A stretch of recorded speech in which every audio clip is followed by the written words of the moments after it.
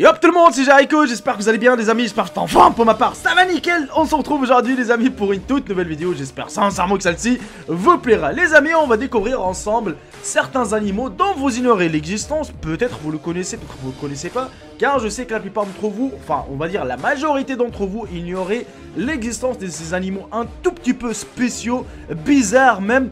Même moi quand j'ai vu ça pour la première fois, je me dis attends, c'est pas possible d'avoir ces animaux. Et bah en fait oui, ils vivent parmi nous, ils existent vraiment sur Terre, mais voilà, on les voit pas souvent car il n'y a pas assez de reportages sur ce genre d'animaux les amis. C'est pour ça, je tenais vraiment à vous le présenter, donc n'hésitez surtout pas de mettre un petit j'aime, de s'abonner à la chaîne et de partager la vidéo au maximum. Sur ce, bon visionnage à tous et à toutes. La galère portugaise, aussi appelée physalie ou vessie de mer, est un animal qui vit dans les mers tropicales et subtropicales près de l'équateur, composé de 90% d'eau.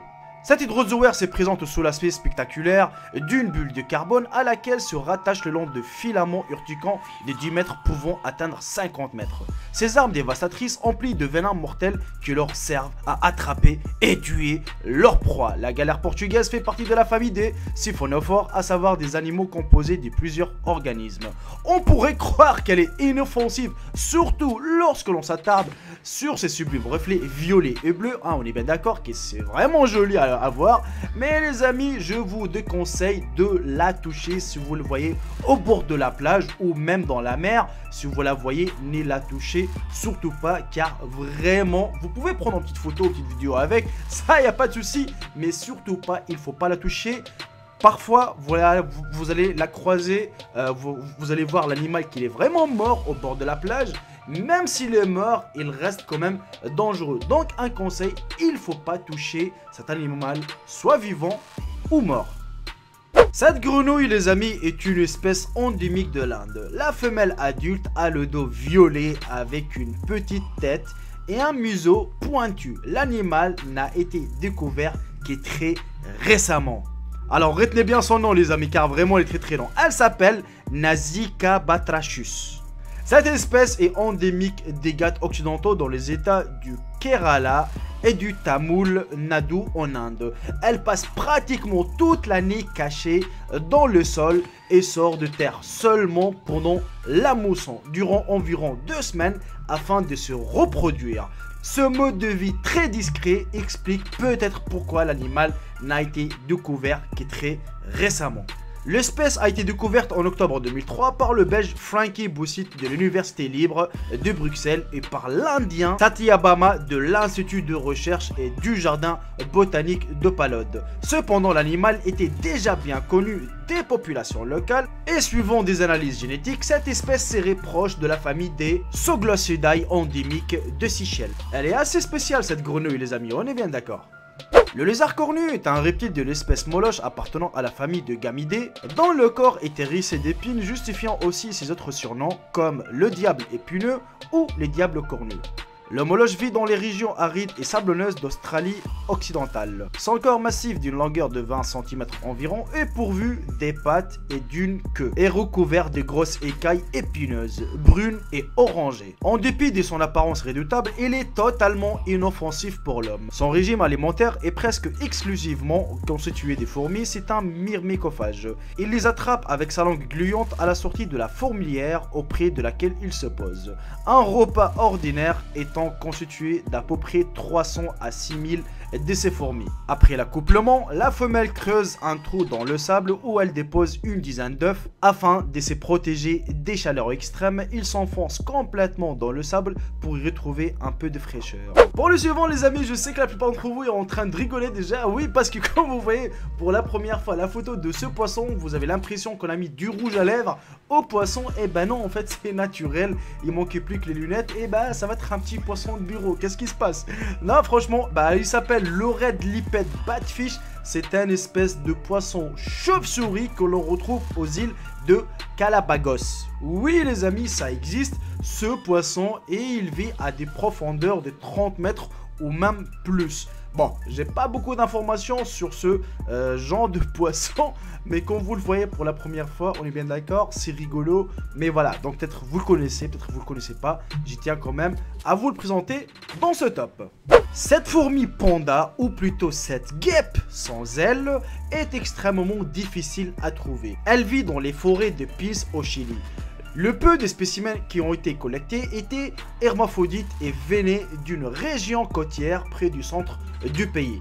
Là-bas, on la surnomme la tueuse des vaches, en raison de la piqûre extrêmement douloureuse de son dard. Elle appartient à la famille des Mutulidae qu'on appelle aussi fourmis de velours, du fait de leur morphologie intermédiaire entre les fourmis et les guêpes. Les fourmis de velours ont un squelette extrêmement dur, ce qui leur permet d'envahir facilement les nids de leur proie et les aide aussi à retenir l'humidité. Du fait de sa rareté, la fourmi panda est très méconnue. Et d'ailleurs, il existe très peu d'informations sur cette espèce, ce qui la rend d'autant plus fascinante. On est bien d'accord les amis, quand vous regardez cette fourmi, vraiment c'est très joli. Voilà, voilà, une fourmi vraiment avec des couleurs du panda, c'est joli. D'ailleurs, quand vous voyez le panda déjà, on est bien d'accord, c'est adorable, c'est joli. Mais une fourmi avec des couleurs noir et blanc, c'est vraiment joli à voir. Mais voilà, ça a des piqûres douloureuses. Et surtout qu'on la surnomme la tueuse des vaches, c'est-à-dire qu'elle tue des vaches.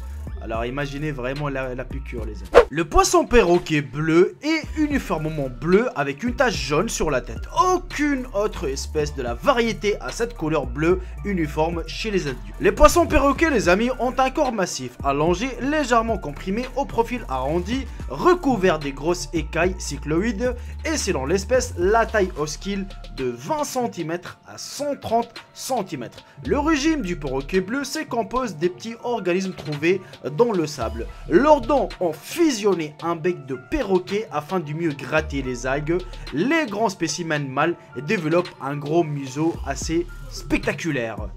La créature découverte par des ingénieurs travaillant à la construction d'un barrage sur l'Amazone est un type de cécilie, un amphibien dépourvu de membres qui ressemble à un ver de terre ou, comme certains l'ont noté, à une partie de l'anatomie masculine, ou plutôt on l'appelle aussi le serpent pénis. L'animal a été découvert lors du drainage d'une partie de la rivière Madeira, un affluent majeur de l'Amazone, pour un projet hydroélectrique controversé. Et selon le biologiste Julien Tupon, 6 individus auraient été trouvés.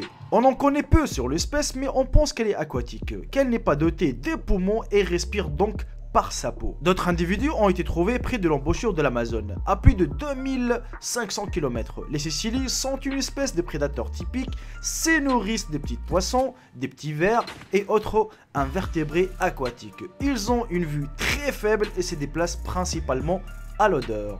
Et on arrive malheureusement à la fin de cette vidéo les amis, j'espère sincèrement qu'elle vous aura plu, qu'elle vous aura appris quelque chose sur l'existence de certains animaux, voilà car je sais. D'ailleurs tiens, un petit point spécial par rapport à certains abonnés, c'est qui regardent mes vidéos, j'ai remarqué dans l'espace commentaire pas mal de fois, on me dit Jericho, tiens, ta vidéo je l'ai présentée à mon professeur par exemple, et notre prof nous a parlé de ces sujets. Et je me dis franchement, en fait, ce que je présente pour vous les amis, ça intéresse beaucoup les jeunes. Et si ça vous aide vraiment à, je sais pas moi, à faire vos études ou autre chose, et si vos profs aussi aiment ce genre de sujets, n'hésitez surtout pas de me proposer des sujets dans l'espace commentaire, me dire Jericho par exemple, pourquoi pas ne pas parler de tel sujet, de tel sujet, de tel sujet. Ça m'aidera déjà à trouver des sujets et même pour vous, ça vous fera plaisir de regarder tel sujet, car voilà, t'aimerais bien découvrir certaines choses, par exemple, autre chose. Moi, ça me fera plaisir, et vous, ça vous fera plaisir. Sur ce, les amis, je vous souhaite tous une excellente soirée, et je vous dis à très bientôt pour une nouvelle vidéo. Salut tout le monde, c'était Jericho, bye bye, ciao ciao. Bien tous mes frères et sœurs.